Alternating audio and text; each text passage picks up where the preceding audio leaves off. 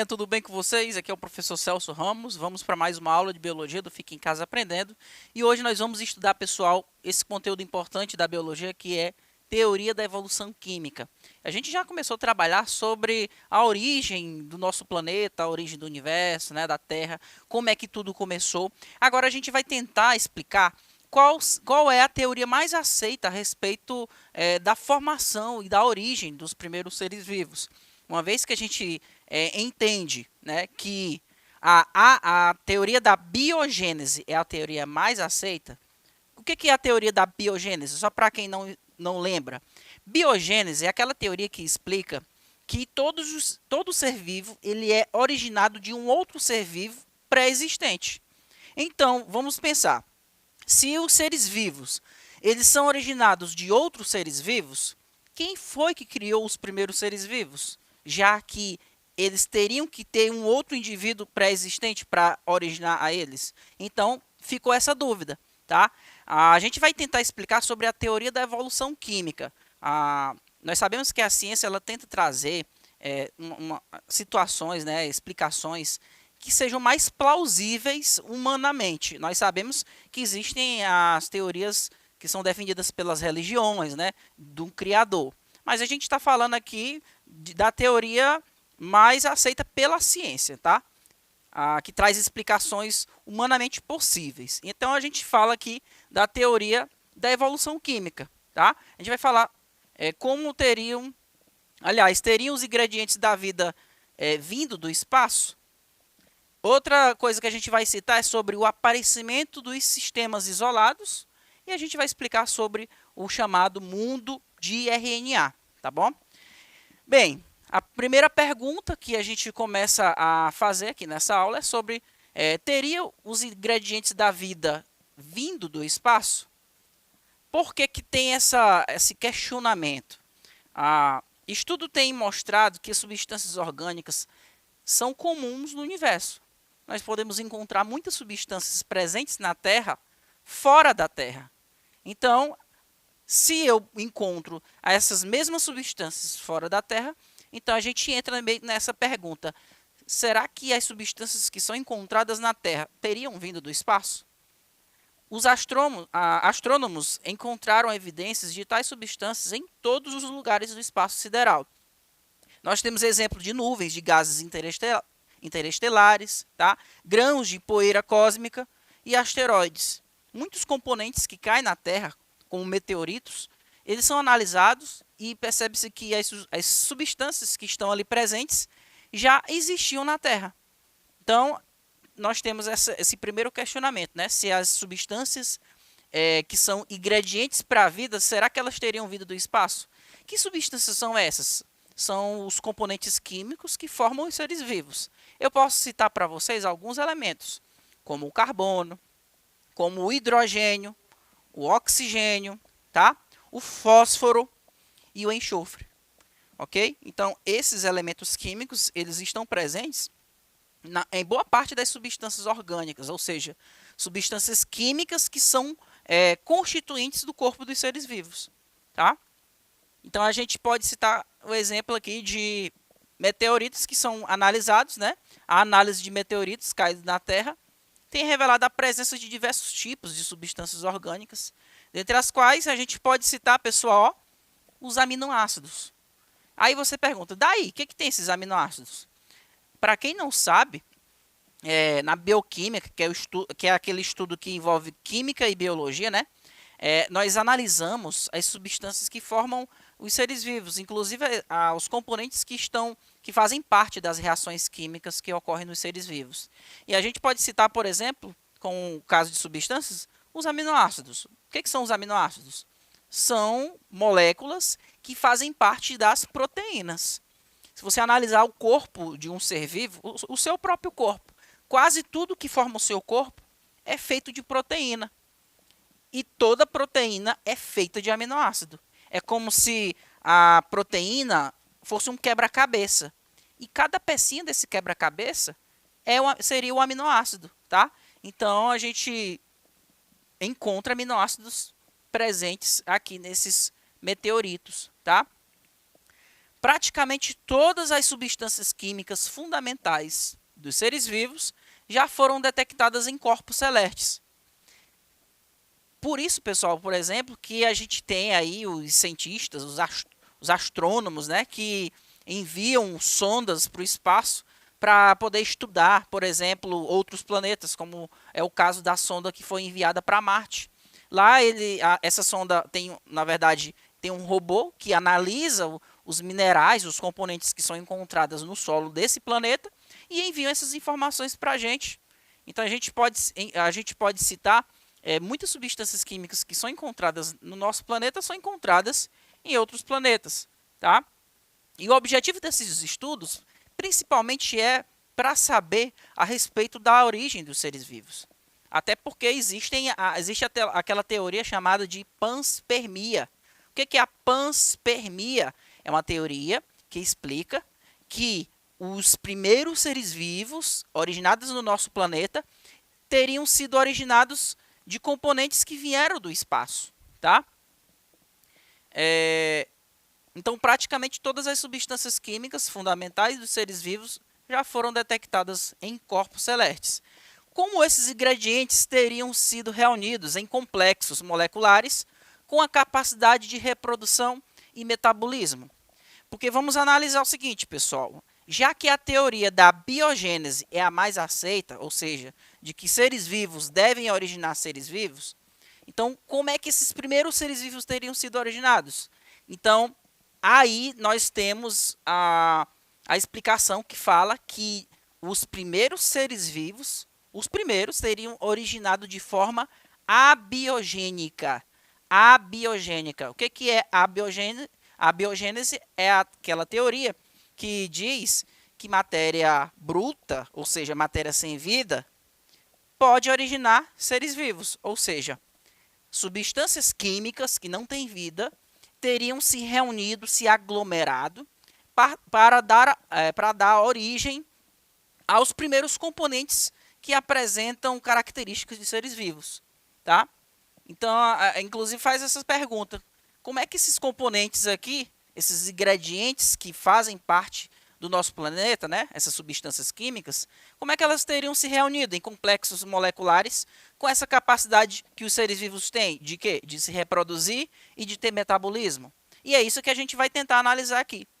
Os cientistas, eles consideram que uma etapa fundamental para a origem da vida na Terra seria o aparecimento de sistemas químicos isolados por uma membrana que os separa do meio.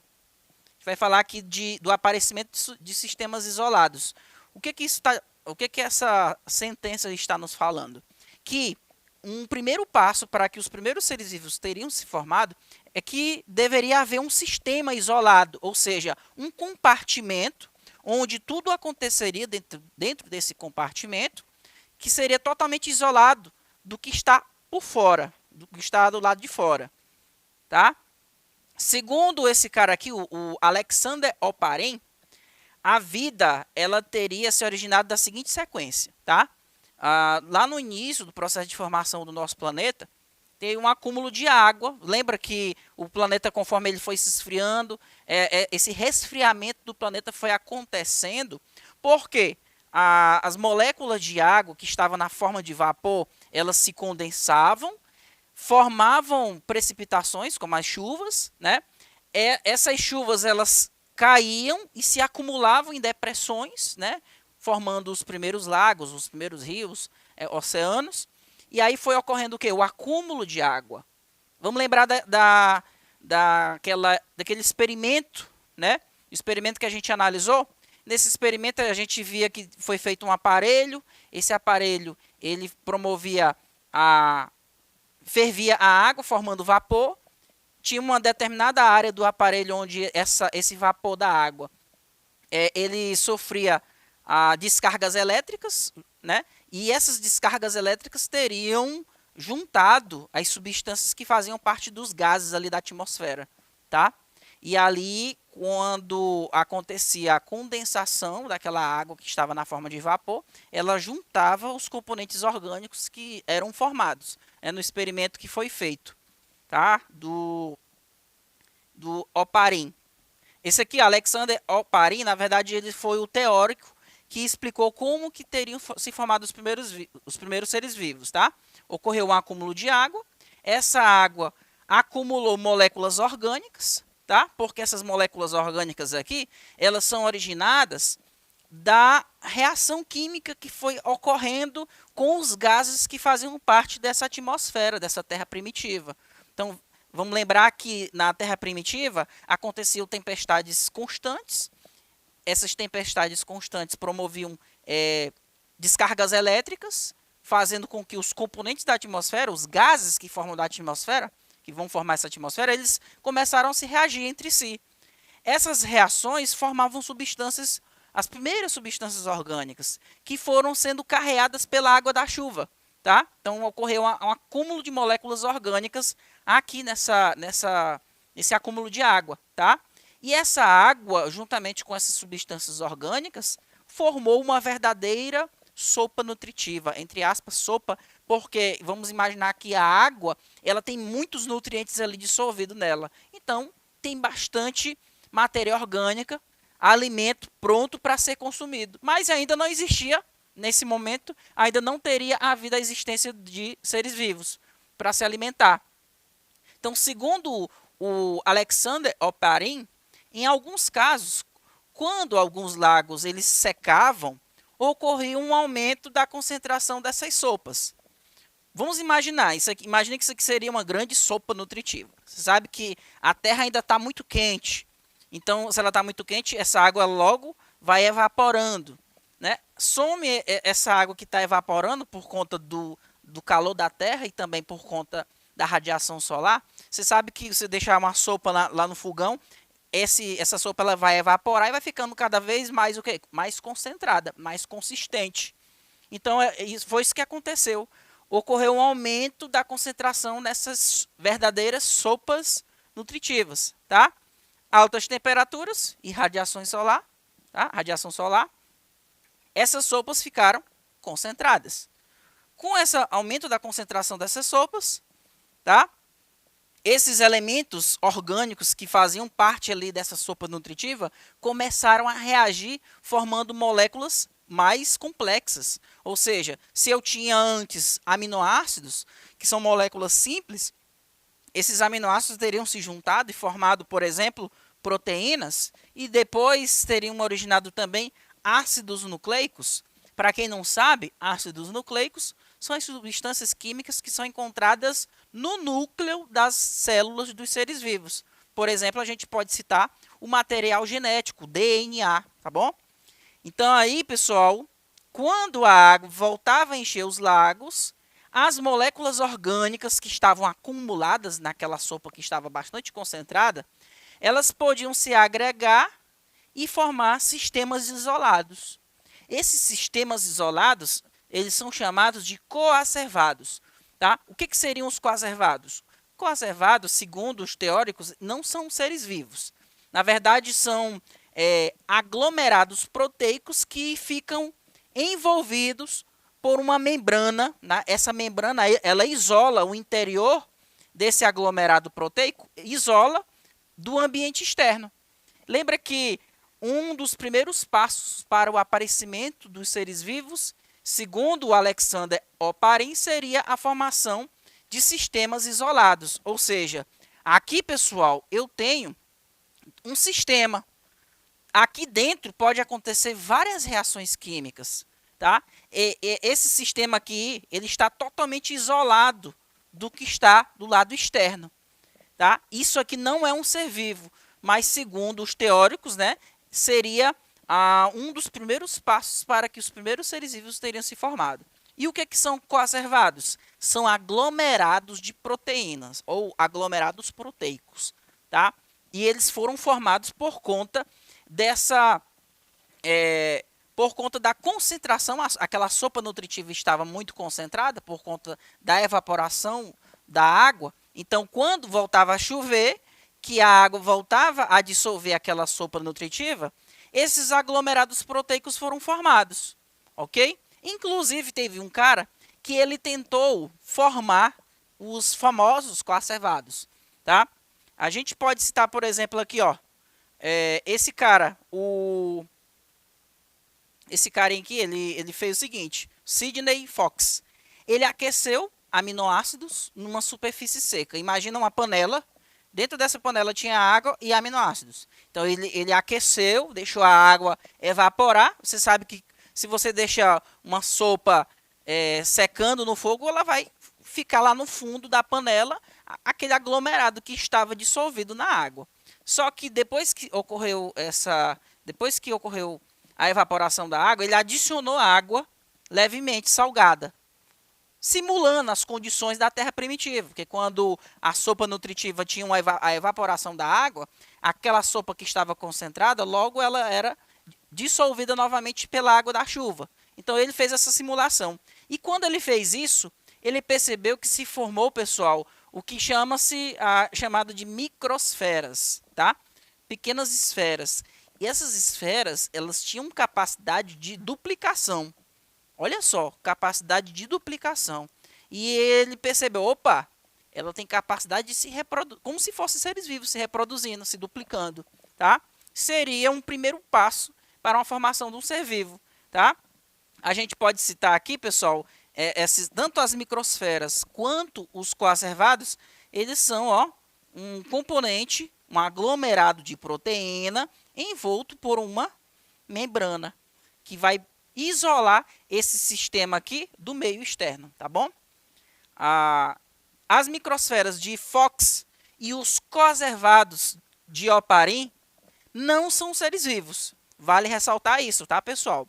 No entanto, na falta de melhores indícios, essas estruturas indicariam um possível caminho para a origem dos primeiros seres vivos. Moléculas precursoras da vida poderiam ter formado aglomerados isolados do ambiente e adquirido capacidade de se manter organizadas durante algum tempo, tá? E aí, pessoal, tem uma outra teoria que também fala que os primeiros seres vivos teriam se originado de um chamado mundo de RNA, ou seja, o que estava ali presente naquelas sopas nutritivas era formado também basicamente de RNA, que é um tipo de ácido nucleico, tá? O RNA, ele é diferente do DNA, tá? A molécula de DNA, que é um material genético dos seres vivos, é uma substância química mais estável. Ela tem condições de armazenar informações genéticas e conservar essas informações genéticas. Só que antes do DNA existir, teria havido primeiro a formação de moléculas de RNA, tá? Essas moléculas de RNA, elas teriam se originado de nucleotídeos que foram formados durante o processo ali de reações químicas que os gases da atmosfera primitiva teriam passado, tá? Então, essas moléculas de RNA, elas têm capacidade, as primeiras moléculas teriam capacidade de replicação, ou seja, de se autoduplicar, tá? E outra coisa, essas primeiras moléculas de RNA também poderiam promover a catalisação de reações químicas, ou seja, controlar reações químicas. Também teriam condições de promover a utilização de ligações de alta energia. Então, nós sabemos que o RNA ele tem essas condições. Como ele tem essas características, né, de promover replicação, de promover reações químicas e também de promover o controle da multiplicação dessa própria molécula, essas moléculas de RNA teriam sido os primeiros componentes que teriam formado os primeiros seres vivos. Até mesmo porque o RNA ele tem capacidade aqui, teria capacidade de formar as primeiras proteínas. Essas proteínas, pessoal, que foram formadas por conta da interação dos aminoácidos que estavam presentes ali na sopa nutritiva. Esses aminoácidos interagiam com o RNA, promovendo a formação das proteínas, tá? E aí, depois de milhares e milhares de anos, teria se formado as primeiras moléculas de DNA, que foram originadas a partir da interação dessas proteínas com o RNA. E aí, pessoal, nós teríamos a formação do material genético dos seres vivos, tá? Então, a gente vê aí uma evolução química. Componentes simples vão se aglomerando, formando componentes cada vez mais complexos e teriam originado os primeiros seres vivos. Espero que vocês tenham entendido. Fiquem com Deus. Até mais. Tchau, tchau.